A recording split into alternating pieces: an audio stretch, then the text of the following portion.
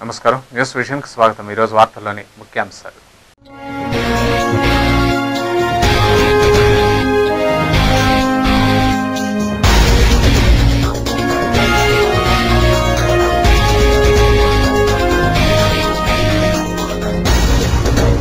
పరభాష వ్యామోహం వద్దు, కమ్మనైన మాతృభాషే ముద్దు। అర్బన్ ఎస్పీ రాజశేఖర్ బాబు పిలుపు।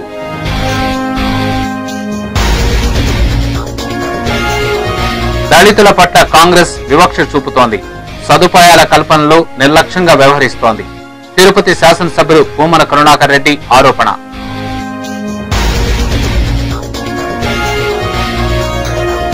ట్రాఫిక్ నిబంధనలను పాటించండి, సురక్షితంగా గమ్యస్థానాలకు చేరండి। విద్యార్థులకు చిత్తూరు ఎస్పీ క్రాంతి రాణా టాటా సూచన।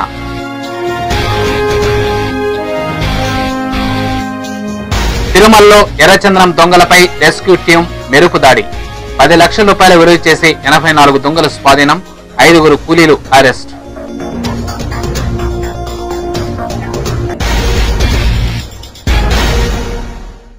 వార్తల్లోని వివరాలు। చిత్తూరు జిల్లా పరిషత్ కార్యాలయం అధికారులు సిబ్బంది బుధవారం తెలుగు సాంప్రదాయం ప్రకారం సాంప్రదాయ దుస్తులు ధరించి పట్టణంలో జెడ్పీ కార్యాలయం నుండి గాంధీ విగ్రహం వరకు భారీ ప్రదర్శన నిర్వహించారు। ఈ సందర్భంగా కోలాటాలు, చెక్క భజనలు, జానపద నృత్యాలు నిర్వహించారు।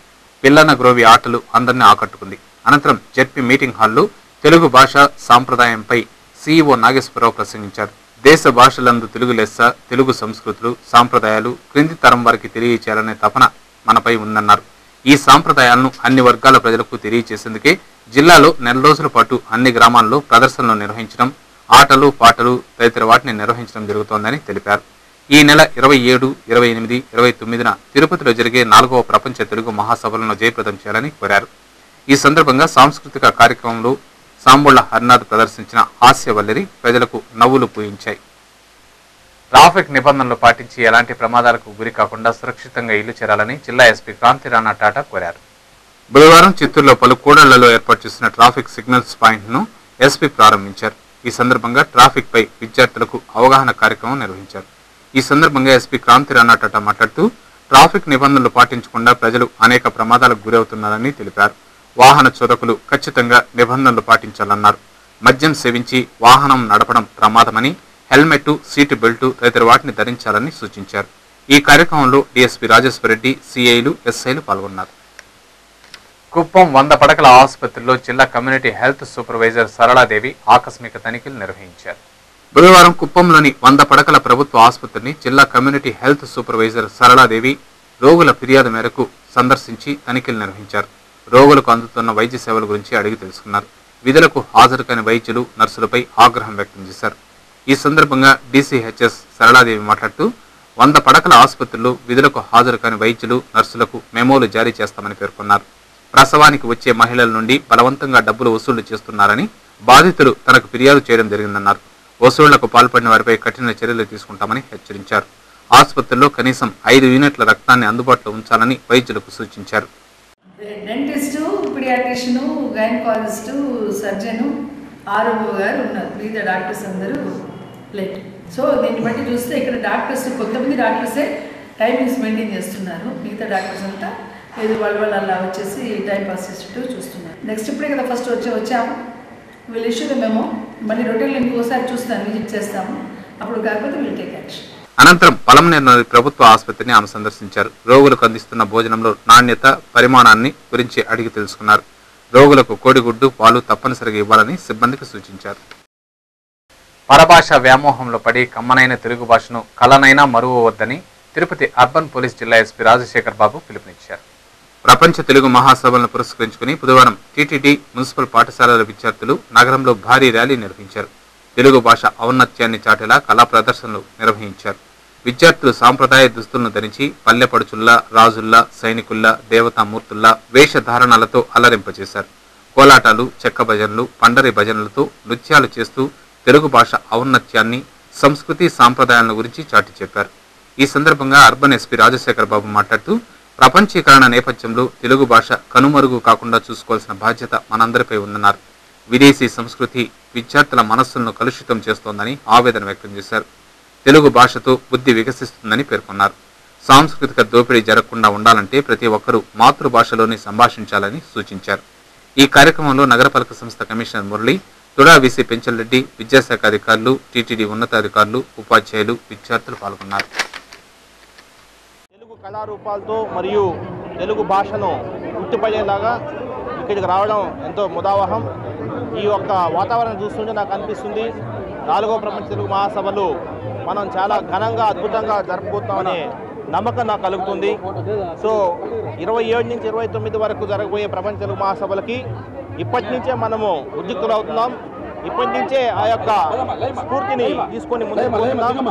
ఖచ్చితంగా తిరుపతి నగర ప్రజానీకం అందరూ కూడా ఈ యొక్క మహా పండుగలో మహాసంబరంలో మీరందరూ కూడా పార్టిసిపేట్ చేసి పాల్గొని దీన్ని మన తిరుపతి యొక్క కీర్తిని ప్రపంచం నలుమూలలా వ్యాపింపజేయాలని చెప్పేసి నేను కోరుకుంటూ, తిరుమల అటవీ ప్రాంతంలో అక్రమంగా తరలిస్తున్న ఎర్రచందనం దొంగలను అటవీ శాఖ అధికారులు స్వాధీనం చేసుకుని 5గురు కూలీలను అదుపులోకి తీసుకున్నారు.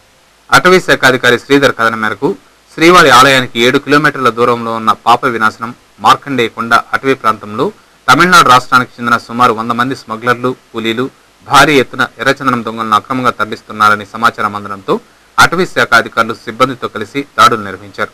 అధికారుల కదలికలను పసిగట్టిన స్మగ్లర్లు, కూలీలు అప్పటికే తరలించడానికి సిద్ధం చేసిన 10 లక్షల రూపాయల విలువ గల 84 ఎర్రచందనం దొంగలను అటవీ ప్రాంతంలో వదిలేసి అక్కడి నుండి పరారయ్యారు. అటవీ శాఖ రెస్క్యూ ఆపరేషన్ టీం సిబ్బందితో కలిసి వారిని వెంబడించి 5 మందిని అదుపులోకి తీసుకున్నారు. ఎర్రచందనం దొంగలను స్వాధీనం చేసుకుని కేసు నమోదు చేశారు. పట్టుబడిన నిందితులను కోర్టులో హాజరుపరచనున్నట్లు శ్రీధర్ తెలిపారు. ఈ కార్యక్రమంలో అటవీ శాఖ సిబ్బంది, రెస్క్యూ టీం పాల్గొన్నారు. డిఎఫ్ ఆధ్వర్యంలో అంతా కూంబింగ్ చేసాం. మనం సత్రాల రోడ్డు అన్నమయ్య మార్గంలో ఇక్కడ మార్కండే దగ్గర తమిళనాడు కూలీలు సుమారు 100 మంది దాకా ఎర్రచందనం దొంగలు నడుకొని డ్రెస్సింగ్ చేసి మోసుకొని తీసుకువెళ్తున్నారు. అది నైట్ వల్ల మాకు వాళ్ళ మీద అందరినీ అటాక్ చేసి పట్టుకోలేకపోయినాము. వాళ్ళంతా మమ్మల్ని చూసి దొంగలని పారేసి పారిపోయినారు అనమాట. అందులో ఒక 5 మందిని అనుమానం తీసుకున్నాము. మళ్ళీ ఎంక్వైరీ చేస్తున్నాము. తదుపరి మళ్ళీ మీకు ఏదైనా ఉంటే సమాచారం. వాల్యూ మధ్య మా గవర్నమెంట్ వాల్యూ కూడా 100 రూపీస్ పర్ కేజీ లెక్కేస్తున్నాము. మార్కెట్ వాల్యూ ఉంటుంది. ఇది 2.5 నుండి 3 టన్నుల దాకా ఉంటుంది. 8 to 10 lakhs ఉంటుంది. పూతలపట్టు నాయుడుపేట జాతీయ రహదారిలో ఓటేరు గ్రామంకు మధ్య ఏర్పాటు చేసిన డివైడర్ రాకపోకలకు తీవ్ర అంతరాయంగా ఉందని వెంటనే డివైడర్ను తొలగించాలని గ్రామస్తులు డిమాండ్ చేశారు. బుధవారం 285వ నంబర్ జాతీయ రహదారిలోని ఓటేరు గ్రామం మిట్టిలకు చెందిన గ్రామస్తులు రహదారిపై ధర్నాకు దిగారు.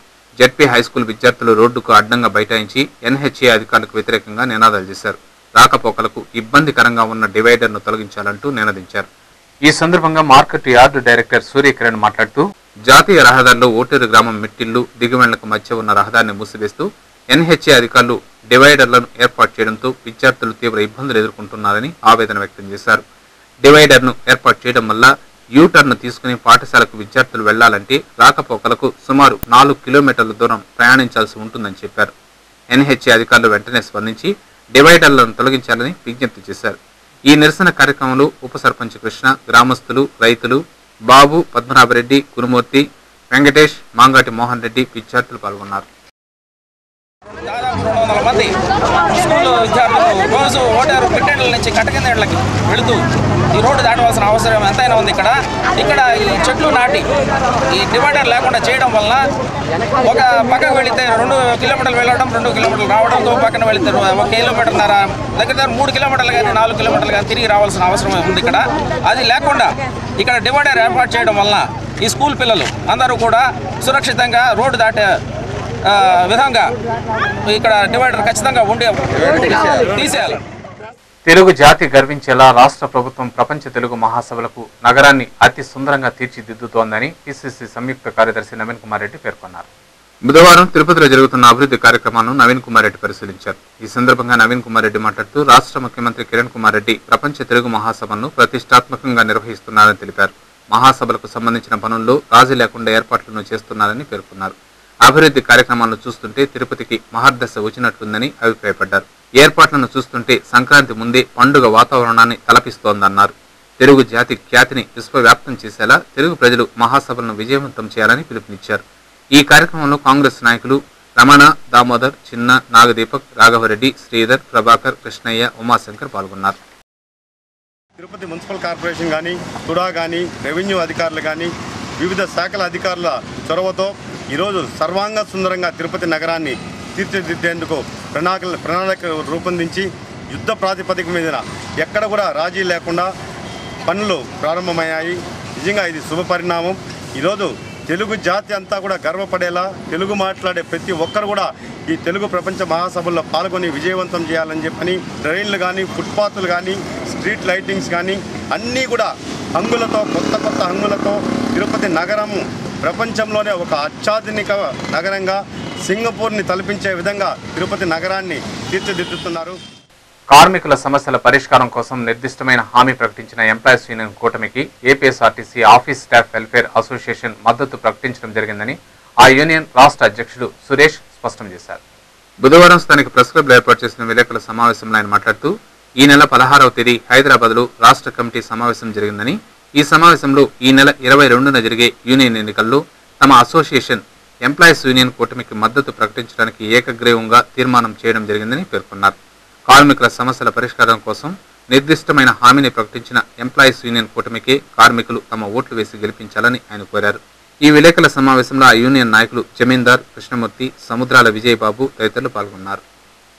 22/12 జరిగే యూనియన్ ఎన్నికలందు ఎంప్లాయీస్ యూనియన్ కూటమికి మద్దతు తెలపడం జరిగింది. కావున రాష్ట్రంలోని యావత్ ఆఫీస్ సిబ్బంది అందరూ కూడా రాష్ట్ర కమిటీ వస్వా ఆఫీస్ స్టాఫ్ వెల్ఫేర్ రాష్ట్ర కమిటీ పిలుపు మేరకు ప్రతి ఒక్కరూ 22/12 జరిగే ఎన్నికలందు ఎంప్లాయీస్ కూటమికి చెందిన బస్సు గుర్తుకు తమ 2 ఓట్లను ముద్రించి అఖండ మెజార్టీతో ఎంప్లాయీస్ కూటమిని గెలిపించవలసిందిగా కోరుచున్నాం.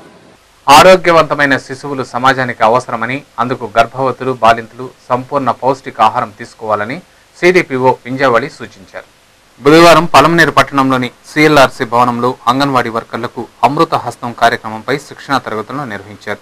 ఈ కార్యక్రమానికి ముఖ్య అతిథిగా హాజరైన సిడిపిఓ వింజావళి మాట్లాడుతూ 2.5 కేజీల కంటే తక్కువ బరువు గల పిల్లలు మన దేశంలో 19.4% ఉన్నారని, 3 సంవత్సరాల లోపు తక్కువ బరువు ఉన్న పిల్లలు 65% ఉన్నారని ఆవేదన వ్యక్తం చేశారు. అలాగే మాతృ శిశు మరణాలు అధికంగా ఉన్నాయని, వీటిని నియంత్రించేందుకు ప్రభుత్వం గర్భవతులకు, బాలింతలకు, శిశువులకు పౌష్టికాహారం అందించేందుకు అమృత హస్తం పథకాన్ని ఏర్పాటు చేయడం జరిగిందన్నారు.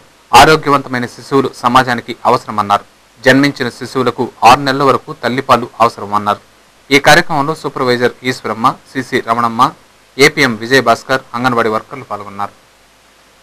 ఆరోగ్యవంతమైన శిశువు సమాజానికి అవసరం కాబట్టి వాళ్ళు అందుకోసమని గవర్నమెంట్ గర్భవతులకి, బాలింతలకి ఏంటంటే 6 నెలల వరకు ఆమె తల్లిపాలు అవసరం కాబట్టి బాలింతలకి ఫుడ్ ఇస్తున్నారు.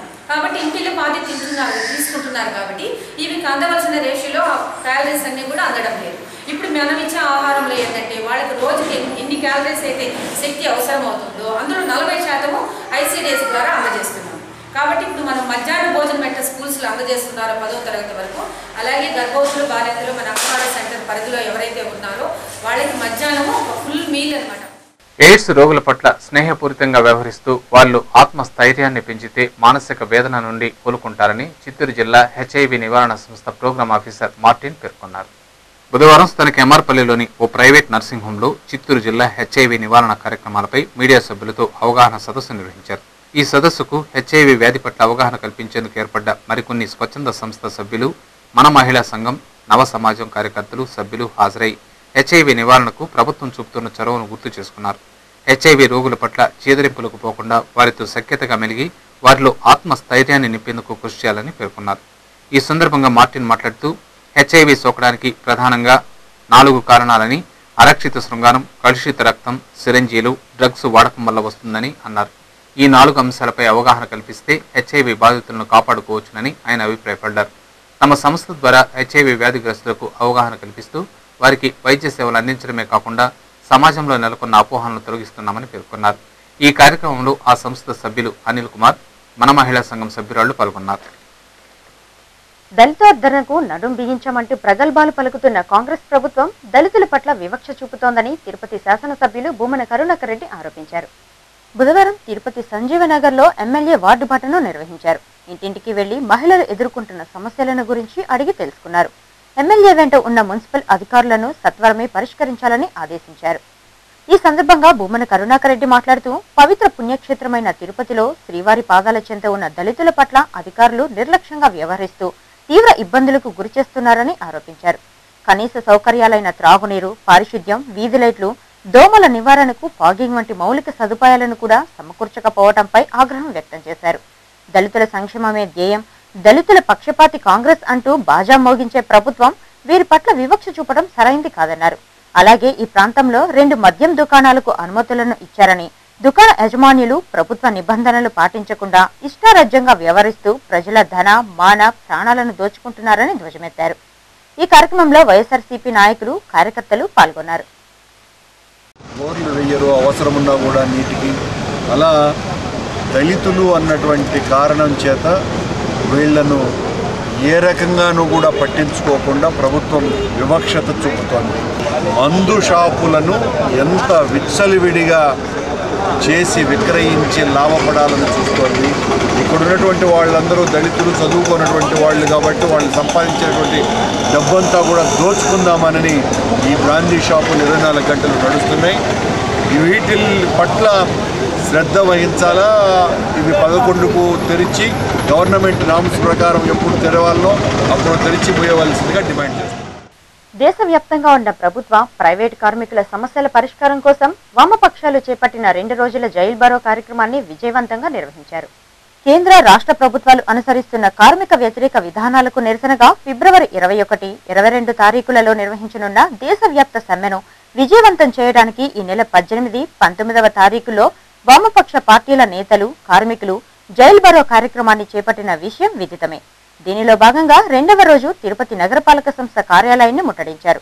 పెద్ద ఎత్తున ఆందోళనకారులు ప్రభుత్వానికి వ్యతిరేకంగా నినాదాలు చేస్తూ తమ నిరసనను వ్యక్తం చేశారు. ఈ సందర్భంగా వామపక్ష నేతలు కందారపు మురళి, ఏఐటియుసి మురళీలు కేంద్ర, రాష్ట్ర ప్రభుత్వాలు అనుసరిస్తున్న ప్రజా వ్యతిరేక విధానాలను ఎండగట్టారు. కార్మికుల న్యాయమైన సమస్యలను పరిష్కరించి వారికి ఉద్యోగ, వేతన భద్రతను కల్పించాలని, లేని పక్షంలో పోరాటాన్ని ఉధృతం చేస్తామని హెచ్చరించారు. ఈ ఆందోళన కార్యక్రమంలో సిపిఐ, సిపిఎం పార్టీల అనుబంధ కార్మిక సంఘాలు, ప్రభుత్వ, ప్రైవేట్ కాంట్రాక్టు సిబ్బంది పాల్గొన్నారు. ఈ రోజు జైలు పోరాలంటే ఏదో ఒక రూపంలో రచ్చ చేసి ఇక్కడ లాక్కొని ఇవన్నీ హడావుడి చేయడం అనేది కాదు. మనం నమోదు కావాలి. ఇక్కడికి వచ్చినటువంటి ప్రతి కార్మికుడు మేము అరెస్ట్ అయినామనే రికార్డు ఉండాల్సినటువంటి అవసరం ఉంది. అందుకనే మనం అంతా కూడా వాళ్ళకి సహకరిస్తామని చెప్పాం. ఇప్పుడు మనం అంతా ప్రదర్శనగా ఇందిరా మైదానం దగ్గరికి వెళ్ళి అక్కడ పోలీస్ రికార్డులో మనం అంతా కూడా సంతకాలు చేసి అడ్రస్లు రాసిన తర్వాత మనం అంతా అక్కడి నుంచి వెళ్ళిపోవచ్చు. కాబట్టి వాళ్ళు మనకు సహకరిస్తున్నారు.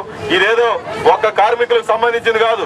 పోలీసులైనా, మున్సిపాలిటీ వాళ్ళైనా, బ్యాంక్ అయినా, ఫైనాన్షియల్ అయినా ఈ దేశంగా మన చేతుల్లో ఉంటే మనం ఏమైనా చేసుకోవచ్చు. విదేశీయుల చేతుల్లో పోతే ఎవరు కాపాడే పరిస్థితి లేదు. కాబట్టి మనం అందరూ కూడా మూకుమ్మడిగా ఈ ఉద్యమంలో భాగస్వాములు అయినందుకు మీకు అందరికీ పేరు పేరున నేను ధన్యవాదాలు. కాంట్రాక్ట్ కార్మికులందరినీ పర్మిట్ చేయాలా, వారికి ఉద్యోగ భద్రత ఏర్పాటు చేయాలా. కనీస వేతనం ప్రభుత్వం నిర్ణయించిన ప్రకారంగా 10,000 రూపాయలు డిమాండ్ చేస్తున్నాము. కాబట్టి దీని మీద ఈ నెల ఫిబ్రవరి 21వ తారీఖున 21వ తారీఖున 2 రోజుల పాటు దేశవ్యాప్తంగా ఫ్లైట్ దూరం కండి రిక్షా దొక్కునే కార్మికుల వరకు అన్ని ప్రభుత్వ రంగాల్లో, ఇతర రంగాల్లో పనిచేసేటువంటి కార్మికులు మొత్తం కూడా దేశవ్యాప్తంగా సమ్మె నిర్వహించబోతున్నాం. ఆ సమ్మెను విజయవంతం కోసమే ఈ 18, 19వ తారీఖున ఈ కార్యక్రమం నిర్వహించినామని చెప్పి దీనికి ఈ 18, 19వ తారీఖు నిర్వహించినటువంటి కార్మిక వర్గానికి, ఇతర రంగాలకు, అన్ని రంగాలకు ఏఐటీసీ సంపూర్ణటువంటి ధన్యవాదాలు తెలియజేస్తున్నాం. భవిష్యత్తులో కూడా పోరాటాలకు, ఐక్య పోరాటాలకు సిద్ధం అవుతామని చెప్పేసి విజ్ఞప్తి చేస్తున్నాం. బంగారుపాలెం మండలానికి చెందిన ఓ రియల్ ఎస్టేట్ వ్యాపారి తిరుపతిలో హత్యకు గురైన సంఘటన ఆలస్యంగా వెలుగులోకి వచ్చింది. వివరాల్లోకి వెళ్తే తిరుపతి రూరల్ మండలం కరకంబాడి మార్గంలో బొమ్మలగుంట సమీపంలో రోడ్డుకు కొంత దూరంలో స్థానికులు ఓ మృతదేహాన్ని గుర్తించి అలిపిరి పోలీసులకు సమాచారం అందించారు. మృతి చెంది 4-5 రోజులు కావడంతో మృతదేహం పాక్షికంగా శిథిలమై దుర్వాసన రావడంతో స్థానికులు మృతదేహాన్ని గుర్తించినట్లు పేర్కొన్నారు. మృతుడి తలకు బలమైన గాయం. మృతదేహం పడి ఉన్న తీరును చూసి అలిపిరి పోలీసులు హత్యగా అనుమానిస్తున్నారు. సిఐ రాజశేఖర్ కేసు నమోదు చేసి దర్యాప్తు చేస్తున్నారు. మృతుడి జేబులో దొరికిన ఆధారాలను బట్టి బంగారుపాలెం కేఎన్ కండ్రికకు చెందిన అన్నయ్యగా గుర్తించారు. పంచనామా నిమిత్తం పోలీసులు మృతదేహాన్ని రుయా ఆసుపత్రికి తరలించి కేసును దర్యాప్తు చేస్తున్నారు. బొమ్మలకోట పక్కన హెచ్ఐసి లేఅవుట్లో ఒక 40 to 45 years old male dead body, unidentified dead body పడిందని కంప్లైంట్ వచ్చింది. చూసాం ఇక్కడ బాడీ అంతా బాగా డీకంపోజ్ అయిపోయింది.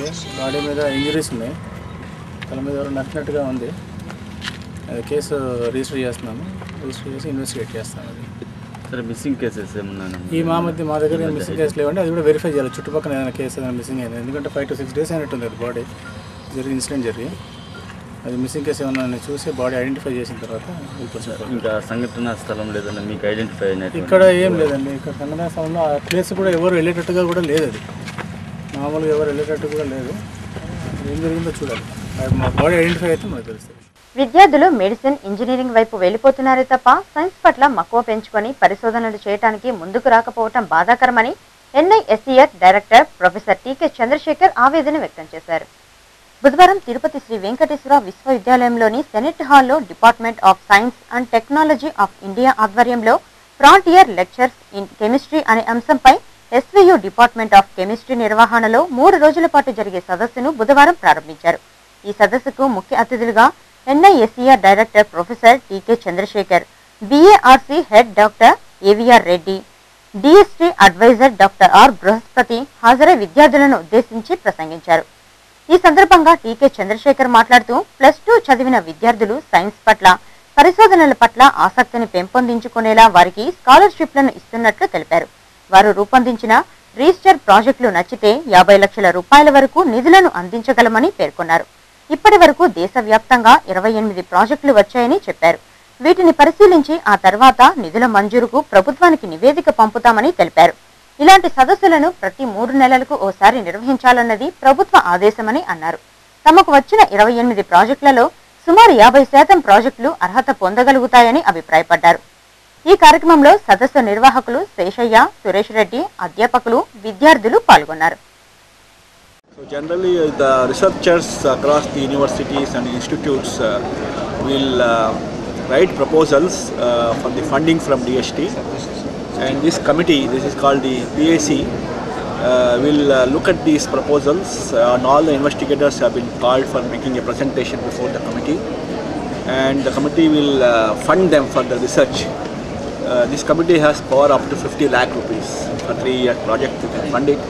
So today is in the next 3 days in this meeting we are having about 28 projects which have been called for presentations. సీకం 2012-2013 యువజనోత్సవాలను ఘనంగా నిర్వహించనున్నట్టు నిర్వాహకులు ఆ కళాశాల డైరెక్టర్ ప్రణీత్ స్వరూప్ రెడ్డి పేర్కొన్నారు. బుధవారం తిరుపతి ప్రెస్ క్లబ్లో జరిగిన విలేకరుల సమావేశంలో నిర్వాహకులు మాట్లాడుతూ ఈ నెల 21వ తేదీ నుండి యువజనోత్సవాలు ప్రారంభమవుతాయని తెలిపారు. ఇందులో భాగంగా స్థానిక ఎస్వి హైస్కూల్ మైదానం, ఎస్వి క్యాంపస్ హైస్కూల్ మైదానాల్లో సూపర్ 6 క్రికెట్ టోర్నమెంట్ను నిర్వహించనున్నామని, అలాగే విద్యార్థులకు వక్తృత్వ వ్యాసరచన పోటీలు కూడా నిర్వహించనున్నామని విద్యార్థులు సద్వినియోగం చేసుకోవాలని కోరారు.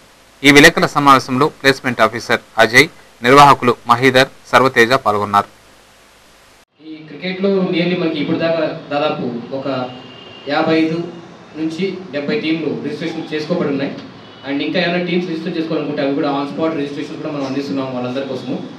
అండ్ ఈ 4th, 5th, 6th జరగబోయేటువంటి ఈ ఈవెంట్స్లో క్విజ్, డిబేట్స్ లాంటి సెమినార్స్, షార్ట్ ఫిల్మ్స్ కూడా మనం ఫస్ట్ టైం ఇంట్రడ్యూస్ చేస్తున్నాము. అండ్ ఎవరైతే ఔత్సాహికులు అయితే ఉంటారో తిరుపతి చుట్టుపక్కల ఉన్నటువంటి కాలేజెస్లో కానీ, inter college, PG college, degree college, B Tech, MBA, MCA, MSc, MA, so ఎవరైనా సరే ఆల్ ఓవర్ రాయలసీమ రీజియన్ ఎవరైనా పార్టిసిపేట్ చేయొచ్చు.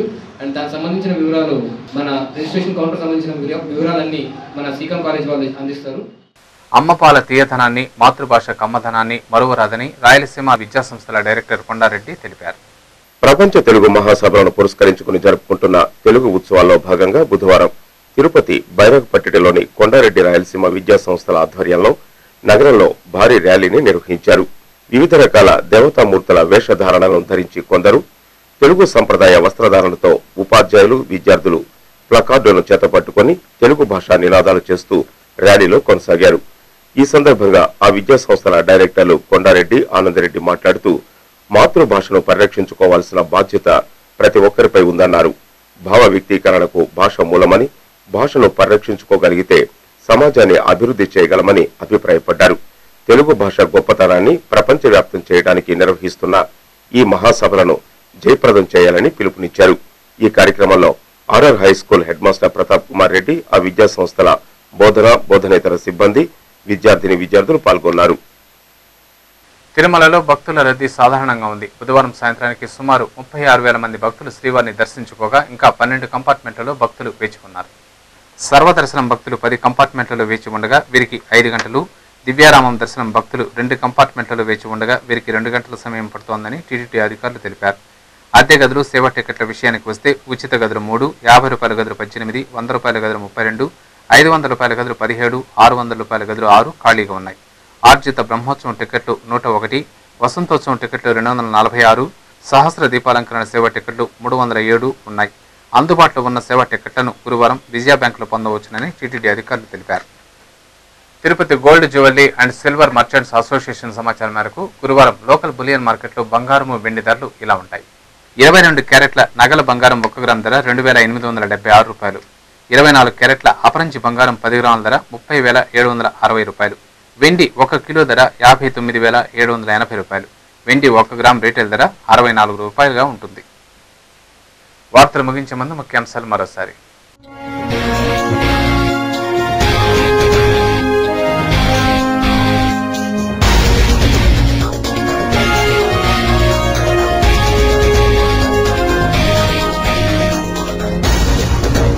పరభాష వ్యామోహం వద్దు, కమ్మనైన మాతృభాషే ముద్దు.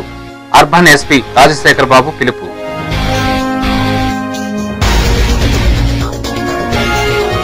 దళితుల పట్ల కాంగ్రెస్ వివక్ష చూపుతోంది. సదుపాయాల కల్పనలో నిర్లక్ష్యంగా వ్యవహరిస్తోంది. తిరుపతి శాసనసభ్యులు భూమన కరుణాకర్ రెడ్డి ఆరోపణ.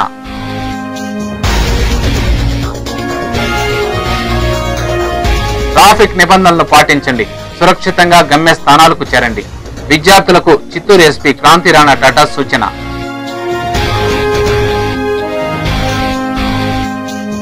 తిరుమలలో ఎర్రచంద్రం దొంగలపై రెస్క్యూ టీం మెరుపు దాడి. 10 లక్షల రూపాయల విలువ చేసి 84 దొంగలు స్వాధీనం, 5 కూలీలు అరెస్ట్.